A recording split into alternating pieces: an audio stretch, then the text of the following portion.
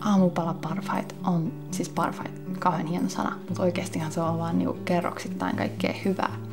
Sä voit käyttää sun parfaittiin vaikka jogurttia ja sun lempimarjoja tai hedelmiä.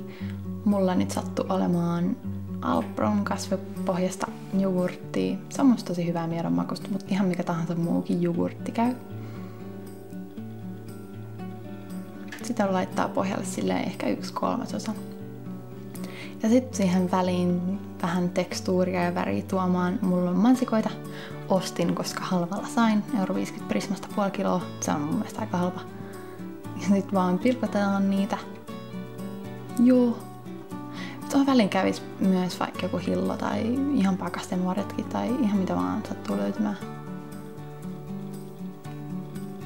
Ja sit mä laitoin mukaan kans banaania, koska banaani ja mansikka on vaan niin hyvän makuisia yhdessä. Mun mielestä puolikas riittää tohon ihan hyvin. Alkoi käymään vähän ahtaaksi toi tila tossa. Ja sit päälle voi ripotella vaikka mysliä tai karhiuta, laita vähän niinku purupintaa tuomaan. Tulee vähän ruokasampi heti. Ja sit päälle vielä vaikka jogurttia. Okei, tää oli aika tarpeeton. Ei tarvitse laittaa enää jogurttia. Se tulee aika täyteen. Hups.